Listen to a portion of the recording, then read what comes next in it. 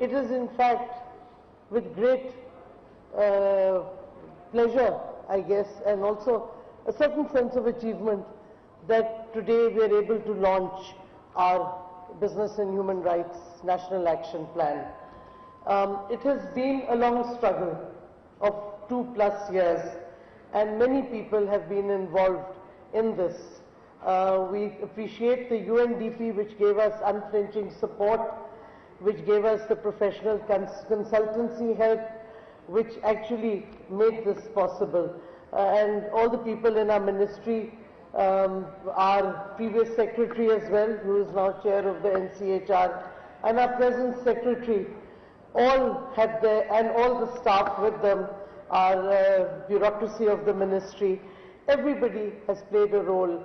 Our young consultants have played a role. So it's a very concerted, collective effort of not just the government, but all the stakeholders. And we were hoping to do it within a time frame where we would be the first country to do so in South Asia. And I'm really glad that we managed to do that, because I think with all the problems that we've had with the pandemic and other things, the fact that we pursued this and we got it done and we got our cabinet to approve it shows that Pakistan places a critical importance on human rights across the board. Normally there's a tradition, you talk of human rights in the traditional sense and you say, okay, women's rights, children's rights and so on. But human rights is everywhere. You need to have it across the board. It's not just, yes, we have to protect our women, we have to protect, we have to fight gender-based violence, we have to protect discrimination, we have to fight against discrimination, we have to protect our children. But it's beyond that. We have to create a society that is centered on appreciating and imbibing human rights and human values. The right to life, the right to equal opportunity, the right to a safe working environment, the right to a safe environment in which everybody can exist, whether it's a child, a woman, a man, a transgender, a minority. So human rights in our government's perspective means rights across the board. And we also have a different perspective. We don't think that if we are creating a social welfare state, which we have also now initiated, that we're doing it as a favor to our people. No, it is our obligation as a state and a government. We have to fulfill the rights that are guaranteed in our constitution. So this is something that is incumbent. It is our obligation to provide and fulfill the commitments that are there in our constitution, and it is the right of every citizen to demand from the government that we fulfill those rights. So in that sense, the business sector and the industrial sector, agricultural sector, all fall in also under this overhang of human rights that must govern how we conduct our daily lives, how we conduct our state affairs. And therefore, I think business and human rights, and here we're not dealing just with the formal industrial sector, we're also looking at, in the National Action Plan, the informal sector, the agriculture sector.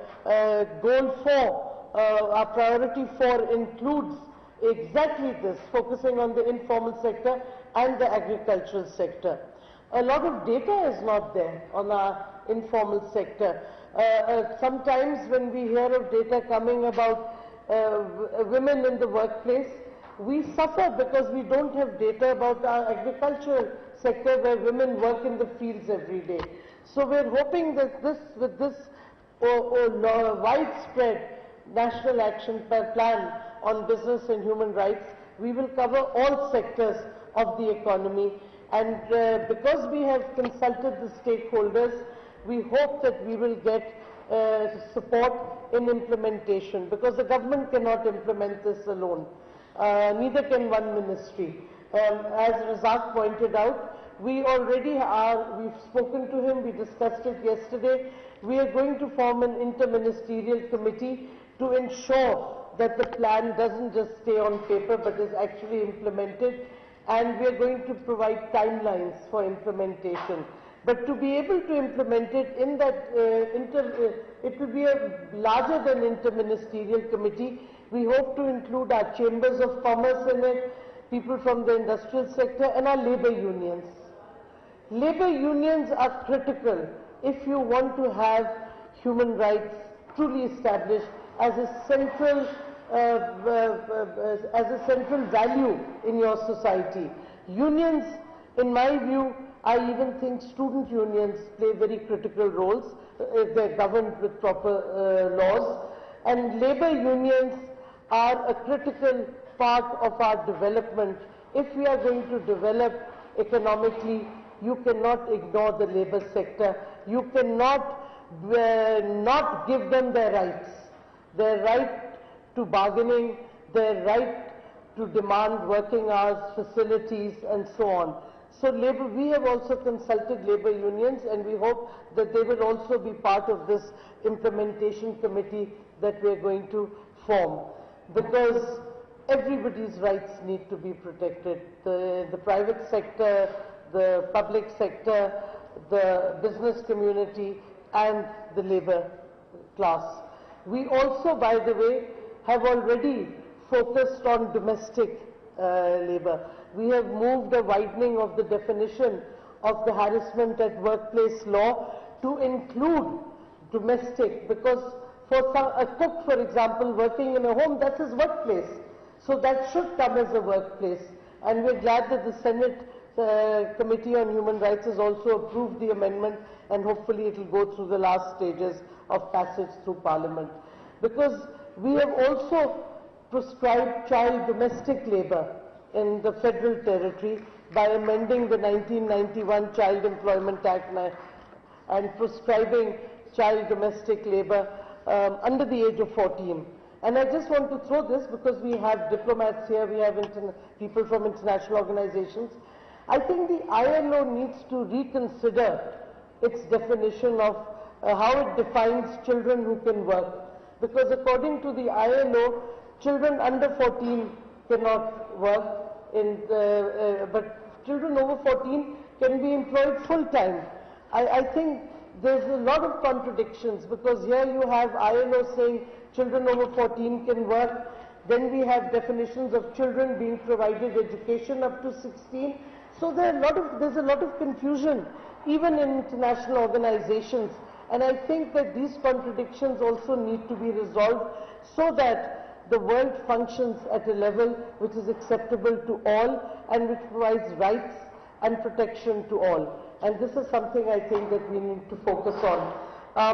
I won't go on much more, but I do want to add that for a developing economy like Pakistan, where we have a working population of over 80 million, we need to understand the needs of people who work in the business community and in industry, so that we have stability, we have innovation, we have good governance and rule of law, because that is the only way to achieve long-term sustainable economic growth.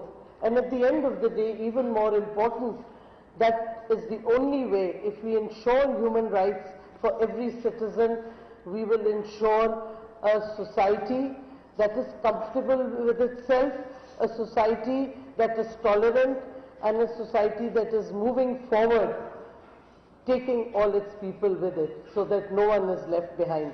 Thank you very much again.